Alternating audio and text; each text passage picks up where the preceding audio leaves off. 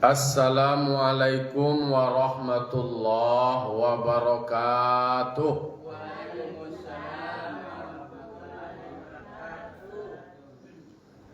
Alhamdulillah, alhamdulillahilladzi arsala rasulahu bil huda wa dinil haqq liyuzhirahu 'ala dini kullih walau karihal musyrikun walau karihal kafirun walau karihal munafikun. Ashhadu an la ilaha illallah wahdahu la syarikalah wa ashhadu anna muhammadan abduhu wa rasuluh sallallahu alaihi wasallam la nabiyya ba'dah amma ba'du. Qala rabbi shrah li sadri wa yassir li amri wahlul 'uqdatam min lisani yafqahu qawli. Bapak-bapak, ibu-ibu, kaum muslimin dan muslimat jamaah subuh yang dimuliakan Allah Subhanahu wa taala. Puji serta syukur tidak boleh bosan-bosan, tidak boleh berhenti kita ucapkan atas kehadirat Allah Subhanahu wa taala yang telah memberikan limpahan nikmat, rahmat dan karunia-Nya kepada kita. Semoga kita senantiasa menjadi hamba yang syakir, mensyukuri nikmat Allah, karena dengan mensyukuri apa yang Allah berikan membuat awak bahagia, membuat awak tenang, membuat awak senang. Salat dan salam kita mohonkan kepada Allah semoga disampaikan kepada arwah junjungan kita, yakni Nabi besar Mustafa Muhammad sallallahu alaihi wasallam yang telah membawa umat manusia dari zaman dulunya gelap gulita, zaman jahiliyah, dibawa oleh Nabi Muhammad, dirangkul umat, diajak umat menuju ajaran Islam yang kafah. Semoga kita menjadi umat yang setia pada Nabi Muhammad sallallahu alaihi wasallam dan terus mengucapkan Allahumma sholli ala sayyidina Muhammad wa ala ali sayyidina Muhammad. Baiklah bapak-bapak, ibu-ibu jamaah yang dimuliakan Allah Subhanahu wa taala, pagi kini kita lanjutkan ulang kaji kita membaca surah Al-Maidah, kini ayat nan ka ampe balik. A'udzu billahi minasyaitonir rajim. Bismillahirrahmanirrahim. Wa minal ladzina qalu inna nasara akhadna mitsaqahum fanasu hazzam mimma dzukiru bihi فَأَغْرَيْنَا بَيْنَهُمُ الْعَدَاوَةَ وَالْبَغْضَاءَ إِلَى يَوْمِ الْقِيَامَةِ وَسَوْفَ يُنَبِّئُهُمْ بِمَا كَانُوا يَصْنَعُونَ. Shadaqallahul azim. Pada ayat ampe balik Allah berfirman, wa minal ladzina qalu inna nasara, dan di antara orang-orang yang mereka pernah berkata sesungguhnya kami adalah Nasara atau Nasrani. Ini menyebut bahwa mereka adalah orang Nasrani. Kalau ayat sebelumnya, karena disebabkan orang-orang Yahudi atau Bani Israel membinasakan atau membatalkan atau menghancurkan perjanjian mereka, mereka dikutuk, kemudian hati mereka menjadi kasih, mereka kukarajoi merubah-rubah Al-Qur'an, merubah-rubah kitab mereka Taurat dari tampe nah tidak sesuai dengan tidak pakai dah, tidak sekadar tidak pakai dah, nyubah bahkan nyorobek. Kemudian mereka lupa dengan apa yang sudah diperintahkan terhadap mereka di dalam kitab Taurat. Nah, di ayat sampai balik Allah pun menjelaskan wa minal ladzina qalu inna nasara. Di antara mereka ada mereka yang sudah mengatakan kami ini Nasrani. Nah, orang Nasrani atau Nasara itu akhadna mitsaqahum. Allah juga sudah mengambil janji mereka. Jadi Allah mengatakan kami telah mengambil perjanjian dengan mereka. Sebagaimana telah diambil perjanjian itu terhadap orang Bani Israel, yaitunya Yahudi. Dan ternyata orang Nasrani atau Nasara itu fanasu hazam mimma dzukiru bihi. Mereka lupa akan bahagian dari apa yang sudah disebutkan kepada mereka di dalam kitab Injil mereka. Jadi kalau di dalam kitab Taurat lah dijelaskan pula tentang diutusnya Nabi Muhammad SAW. Digambarkan tentang sifat-sifat Nabi Muhammad. Disebutkan ciri-ciri Nabi Muhammad. Itu di dalam kitab Taurat yang diberikan kepada orang Bani Israel atau Yahudi. Nah, kepada orang Nasrani, orang Nasara juga sudah disebutkan di dalam kitab suci mereka, yaitunya kitab Injil, soal iman kepada Nabi Muhammad. Tetapi ternyata mereka melupakan itu, mengabaikan itu, kemudian membuang dari apa yang sudah disebutkan di dalam kitab Injil. Jadi lah ditulihan di dalam kitab Injil itu perintah untuk beriman kepada Nabi Muhammad. Tapi ternyata mereka membatalkan atau merusak janjinya itu sehingga mereka tidak mau beriman kepada Nabi Muhammad. Itu dijelaskan di dalam Al-Quran sejarah. Jadi dulu kato bajanji, kato parundiangan dibuat. Lalu kemudian seharusnya kato manape ilai, itu nindaknya karajuan. Soal menepatkan apa yang sudah mereka janjikan dan kemudian mengarajuan yang sudah diperintahkan, melaksanakan analah tak tulis di dalam kitab suci, itu tidak muat. Kalau diorang wakkan kato pertama, kato mencari, kato kedua, kato manapei, lah ada perjanjian perhitungan dibuat, lah tak tulis di dalam kitab suci mereka, tapi dalam tataran pelaksanaan kenyataannya tidak terjadi. Justru nyulupu-lupuan, justru nyobuang, justru cerita lain. Itulah mereka kalau bahasa wae galia namanya. Tak sesuai cerita pertama je cerita kedua. Yang pertama baanan kanu je lah. Baanan kalah pe je dulu janji nah. Beko lo tulai kan ada orang nak kata mak. Yang beko lo nak jalan kini kita tulisnya lalu je. Itu Nasrani juga disebutkan di antara mereka itu begitulah. Mereka juga sudah diambil janjinya, lalu kemudian mereka melupakan apa yang sudah diterangkan di dalam kitab suci mereka, kitab Injil, untuk beriman kepada Nabi Muhammad dan lain sebagainya. Tapi kenyataannya mereka gagalkan perjanjian itu, mereka batalkan perjanjian itu, mereka hapus perjanjian mereka itu, seolah-olah tidak ada perjanjian itu sama sekali. Nah, itu mereka. Lalu kemudian disebutkan fa'aghraina bainahumul adawata wal baghdha ila yaumil qiyamah.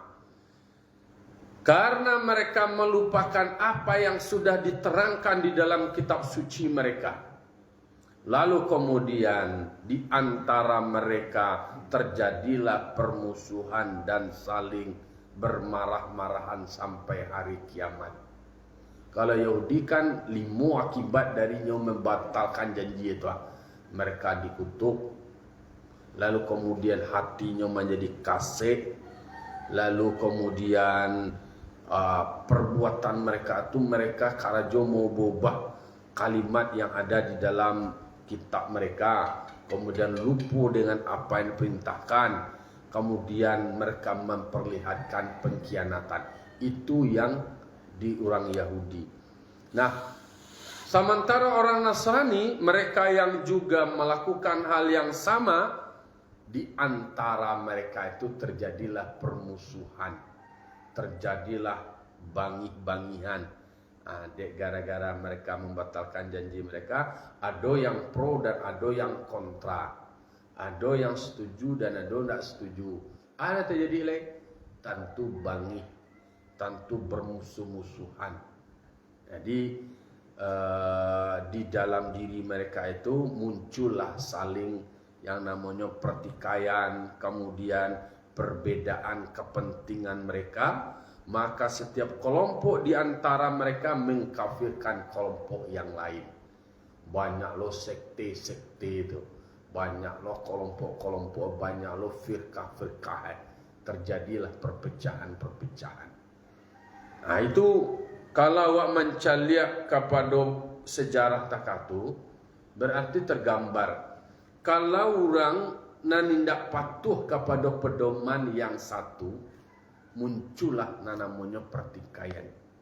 Tidak berpedoman kepada satu rujukan, muncullah permusuhan. Nah itu makanya dalam kehidupan keseharian kok ada yang pro dan ada yang kontra, ada yang setuju, ada yang tidak setuju. Lalu kemudian bingi-bingian, cukia mencukia, cibia mencibia, sindia menyindia, bangih-bangihan, terjadilah permusuhan. Kalau di dalam Islam itu memang di antara umat itu tidak boleh ada saling bermusuhan. Kemudian tidak boleh lo kabangian. 3 hari je tidak bakal sapuan dan rusak ibadah wadah. Apalagi kalau membangun permusuhan yang berkepanjangan. Apalagi bangih-bangih je. Bangih ni tidak jalek. Karena memang dalam Islam itu sendiri kan dikatakan la taghdab, la taghdab, la taghdab. Jangan marah, jangan marah. Marah ni tidak perkataan Tuhan, marah yang berdasarkan kebencian, marah berdasarkan ketidaksukaan. Tapi kalau memarahi kesalahan, itu boleh. Awak kau kan istilahnya manusia ko, awak tidak boleh membenci orang. Tapi yang kita tu boleh membenci kesalahannya. Awak benci terhadap perbuatannya, kelakuannya. Bukan awak nak suka ke orang tapi ke kelakuannya Tuhan. Kalanan orang ko, yo sada makhluk yang terbaik yang Allah ciptakan.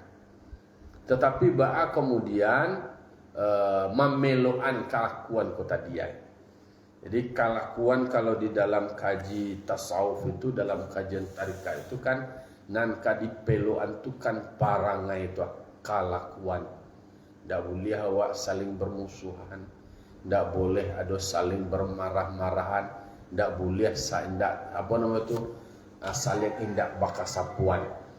Maka Al-Quran itu memerintahkan ta'awanu 'alal birri wat taqwa wa la ta'awanu 'alal ismi wal udwan. Mari saling tolong-menolong dalam kebaikan dan saling tolong-menolong dalam ketakwaan. Majak orang sama-sama berbuat baik, majak orang supaya saling meningkatkan ketakwaan. Ada kerjasama, saling merangkul, saling mengajak untuk berbuat baik. Jadi berbuat baik secara berjamaah, kemudian meningkatkan ketakwaan. Maka dilarang jangan ada kompromi, jangan ada kerjasama untuk permusuhan. Akan mencakap orang yang kita cakap aja. Kalau kerjasama untuk mencakap orang atau membangun permusuhan atau membuat dosa atau membuat maksiat, itu dilarang oleh Allah Ta'ala.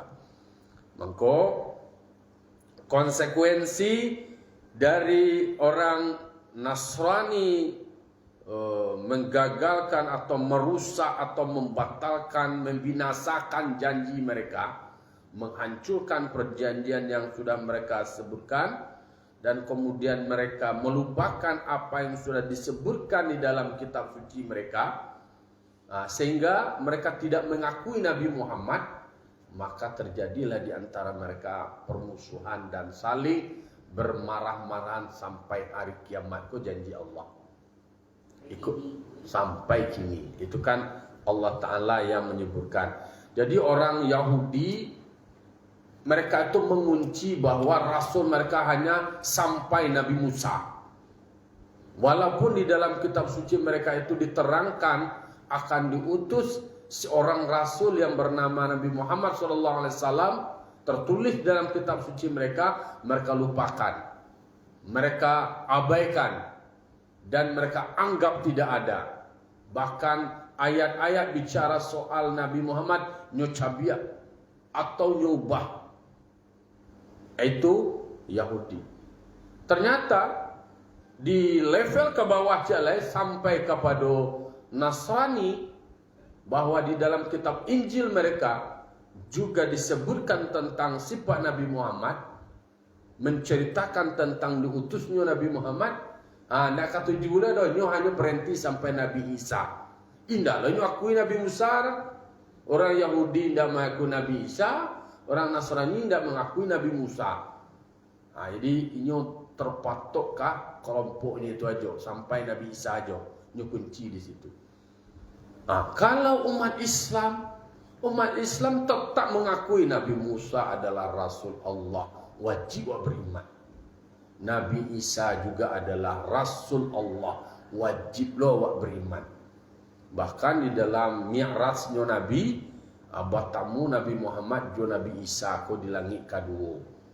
Di langit kedua kan Nabi Isa jo Nabi Yahya bertemu, bersilaturahim, berbagi pengalaman, berbagi cerita. Itulah istilah silaturahim menjelang bertemu dengan Allah Subhanahu wa taala. Di langit keenam tuh bertemu dengan Nabi Musa. Nabi Musa pun yang kemudian memberikan semacam pertimbangan kepada Nabi Muhammad. Ketika Allah perintahkan dan fardukan kepada Nabi Muhammad dan umatnya sholat 50 kali sehari semalam. Nabi Musa kok memang termasuk orang yang kalau bahasa orang kini kepo lah, peduli lah. Sehingga nyo bertanya, lakuang meninjau kala menyigi, rasa penasarannya, keingin tahuannya. Disampaikan, Muhammad, apa yang telah Allah fardukan kepadamu dan umatmu? Dijawab dia Nabi, sholat 50 kali sehari semalam. Mandanga jumlah 50 kali sehari semalam dalam waktu 24 jam, itu sholat 50 kali sehari semalam. Anan dijawab dari Nabi Musa dengan penuh keterkejutan. Bara 50. Nabi Musa tu membandingkan dengan perilaku umatnya, enggan mendirikan sholat, dan dicaliat dari postur tubuh, justru umatnya adalah kategori umat yang kuat, umat yang secara fisik besar, badannya gadang, tinggi, kuat. Kalau untuk bergerak mengerjakan sholat, logika itu umatnya lebih kuat lah. Tapi kenyataannya tidak. Itu nanti diberikan pertimbangan dan argumentasi dari Nabi Musa, meyakinkan Nabi Muhammad untuk meminta pengurangan dan keringanan kepada Allah. Dan Nabi Muhammad tentu beliau menyimak, mendengar, menganalisa informasi, pertimbangan, masukan dari Nabi Musa. Karena memang tawaran, masukan, usulan dari Nabi Musa itu tadi dianggap logis juga lah. Umatnya tinggi-tinggi kadang-kadang linda, apalagi lah umat ambo yang ketek kene ke itulah itu. Dan diberikan pendapat dari Nabi Musa. Atas nama masukan, beliau sampaikan pula permohonan kepada Allah Ta'ala. Allah berikan keringanan pengurangan 5.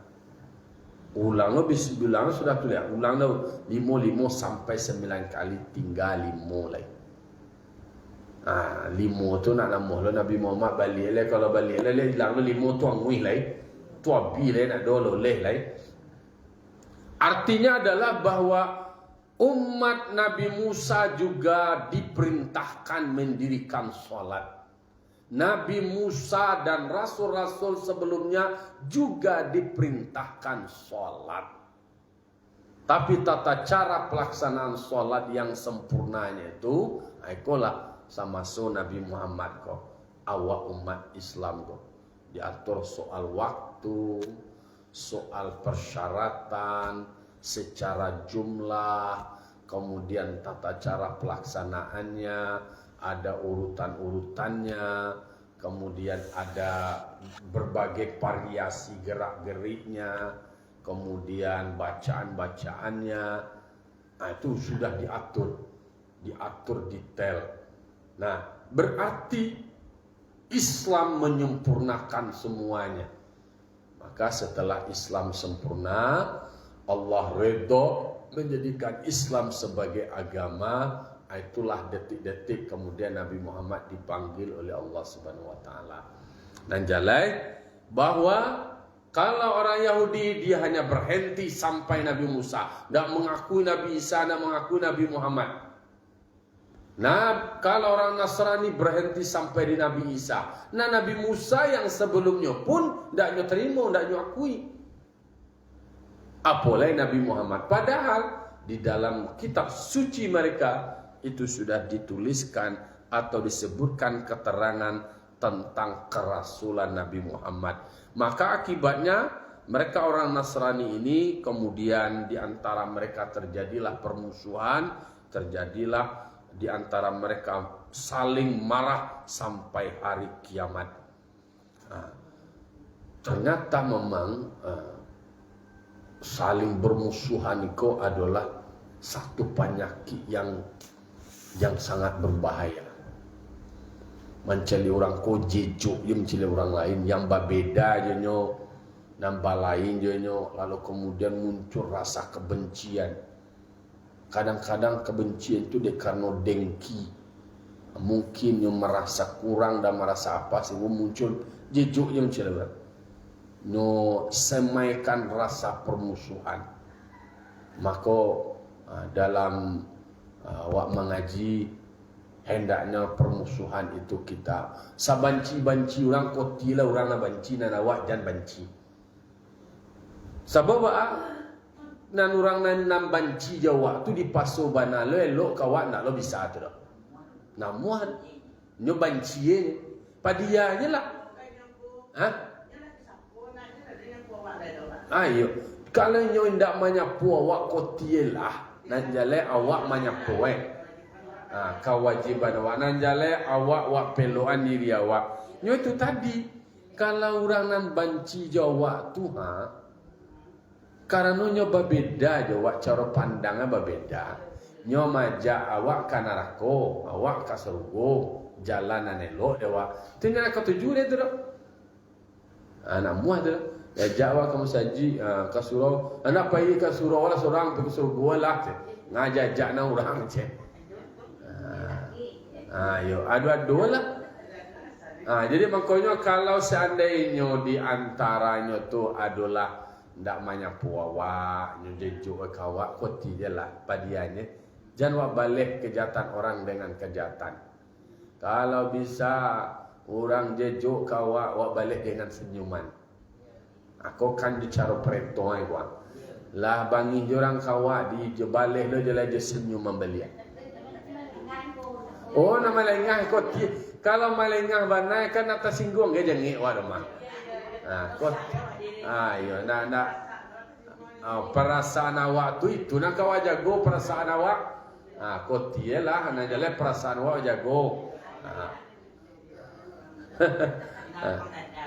Yo balapang dadu awak. Jadi makanya sejak dulu orang hendak suku Jawa di pasonya suku tu nak bisa. Tapi nanjale dewa di hati awak jan ado permusuhan. Di hati awak jan ado bangi.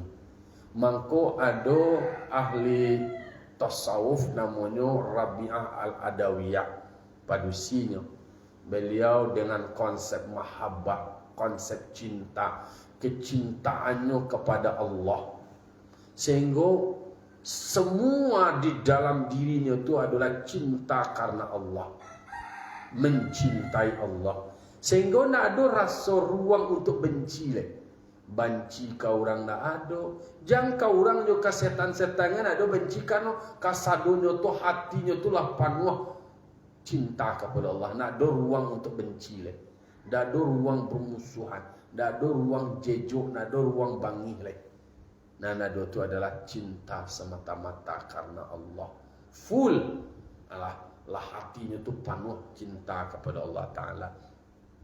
Itu makanya baak ini tugas awak berdoa awak kepada Allah Ta'ala. Kau masalah hati kau kan tak mudah lo mengelola, tak mudah lo memanage sekodo, tak mudah lo menatai, mencari orang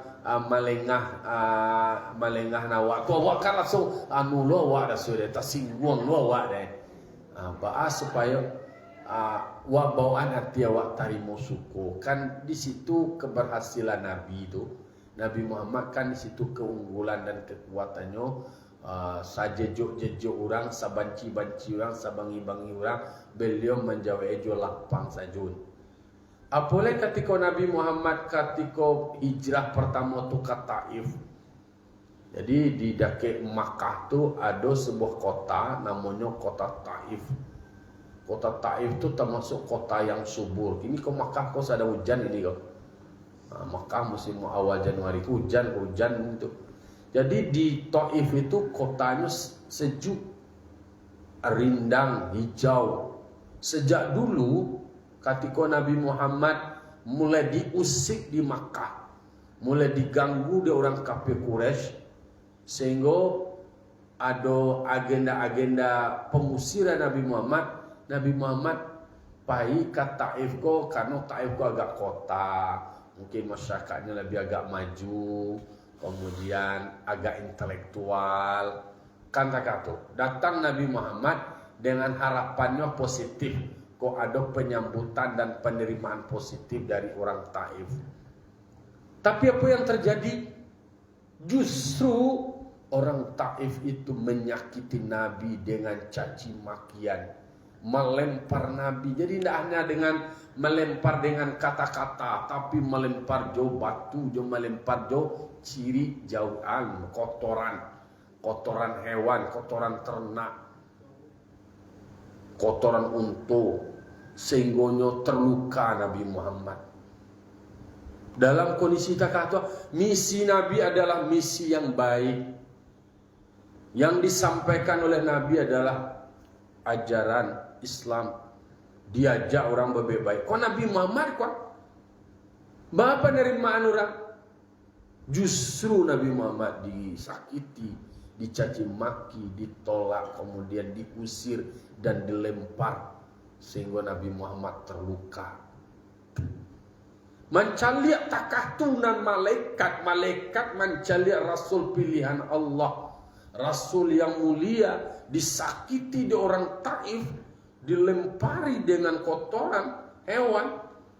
Kata mereka Jibril, wahai Rasulullah, angkat tangan engkau ya Rasul, berdoa kepada Allah, mintalah kepada Allah dua bukit nanado di Taif kau bisa diangkat, dimpian kau orang nan jahit kain kau nan di Taif kau.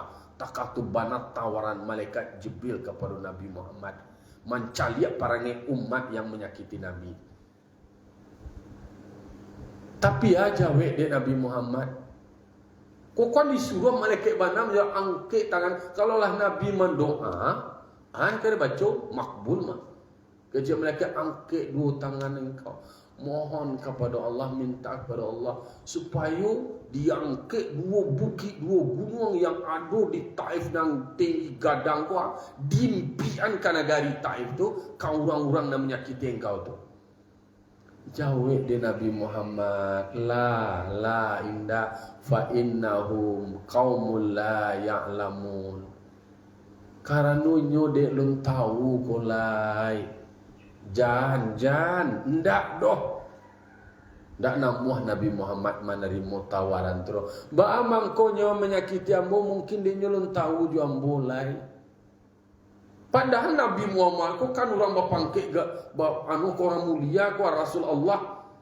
Kan bisa ambo kok begini begitu dan segala macamnya. Tapi diterima dengan persakitan dan penolakan seperti itu. Disuruh mendoa untuk diberikan hukuman, dan namun Nabi Muhammad memanfaatkan peluang yang seperti itu yang kemudian memberikan hukuman kepada umat. Tidak mau ada. Inyo jan umatnya tersakiti, jan umatnya tersisa. Tidak mau Nabi Muhammad. Biarlah inyo terseso, biarlah inyo tersakiti. Mungkin di umat ku alun sampai dakwah kepada mereka. Alun paham nyolai. Alun mari ba amang konyo jejok kambo, ba amang konyo bangi kambo dek kanonyo alun mangarati. Nah, jadi harus paham lo awak. Ba amang ku ada orang banci kawa, ba amang ku orang jejok kawa, dan orang tu bana alun tahu pokok masalah sebenarnya. Nah, adanya banci orang bancinya lo nak tentu ni dibanci itu kan. Ikut-ikutan je. Itu cara pedoman awak kepada Nabi Muhammad sallallahu alaihi wasallam. Jadi maknanya Nabi nak do membalas dendam. Ndak ada kemudian membalas kebencian orang dengan kebencian. Ndak ada memusuhi orang tu. Justru ketika orang menyakitinya, ndak ada mempergunakan itu. Kalau Rasul-Rasul sebelumnya, Nabi-Nabi Allah sebelumnya ketika ada disakiti umatnya semakin zalim, ada tawaran untuk memberikan hukuman kepada umatnya yang jahat tersebut, dia langsung berdoa, langsung diberikan hari itu dia dibalik. Adonan bumi ko diangke kan wala diangke kate dimpin kenya balia takam mengkana dari itu. Beda Nabi Muhammad. Nabi Muhammad tidak mau menggunakan itu. Maka berdoa awak kepada Allah Ta'ala, semoga awak bisa mentauladani Nabi, mentauladani kesabaran Nabi. Kemudian cara pandang Nabi Muhammad kalau ada orang menyakiti, caranya menceliaknya itu mungkin dia nyolong tahu, lalu mengarati, lalu paham, siabana awak kemudian awak sampai kau dia lu mengarati, makanya tolak tu. Tu berdoa kalau Allah Ta'ala supaya diberikan hidayah ke mereka. Cuma nyoba doa kalau Allah Ta'ala kamu boleh najaleh kamu perintah kamu arah jalan yang boleh ditolak ambo risiko tolong tuntun ya Allah bimbing itu mangko kemudian Nabi Muhammad Isra'nya hijrahnya nanti adalah ke Madinah itu menjelang Isra' Nabi Muhammad. Jadi disebutkan di dalam Al-Quran ternyata umat Nasrani itu terjadi di antara mereka permusuhan dan saling bermarah-marahan sampai hari kiamat dengan terjadinya pertikaian atau konflik di antara mereka. Kemudian karena berbeda kepentingan mereka, maka setiap kelompok dari mereka mengkafirkan kelompok yang lain. Wasaufa yunabbi'uhumullahu bima kanu yasnaun. Allah akan memberitahu, Allah akan mengkabarkan di hari akhirat nanti dengan apa yang telah mereka usahakan. Nanti karajuan mereka itu akan dibalik di Allah Ta'ala nanti. Allah akan mengkabarkan, Allah akan memberitahu, Allah akan memperlihatkan. Maka semua yang dilakukan, mereka menghilangkan keterangan tentang kerasulan Nabi Muhammad di dalam kitab Injil, kemudian nanti itu akan dibalasi perbuatan mereka itu. Kemudian mereka muncul terjadi konflik, permusuhan dan saling bermarah sampai kiamat. Itu adalah Allah sebahagian untuk memperlihatkan dari akibat perbuatan mereka, apalagi di akhirat. Maka Allah akan memberikan balasan kepada mereka. Kalau menceliak di ayat 5 balehnya, ayat 5 baleh mungkin ada hubungannya dengan ayat 4 baleh. Kata Allah, ya ahlal kitab, wahai ahli kitab. Siapa ahli kitab? Yahudi dan Nasrani. Qad ja'akum rasuluna, sungguh telah datang kepadamu rasul kami, yaitu Muhammad. Jadi orang Yahudi dan orang Nasrani yang hidup sama Nabi Muhammad, Allah sudah sampaikan, Allah seru mereka, Allah panggil mereka, wahai kamu orang Yahudi, kamu orang Nasrani, ini sudah telah datang kepadamu Rasul kami bernama Muhammad. Jadi yang cerita tentang Nabi Muhammad sudah ada di dalam kitab Injil, sudah ada di dalam kitab Taurat. Kalau kamu belajar Taurat dan Injil, ada di situ keterangan tentang kerasulan Nabi Muhammad. Sekarang yang tertulis di dalam kitab suci kamu itu sudah datang. Qad ja'akum rasuluna.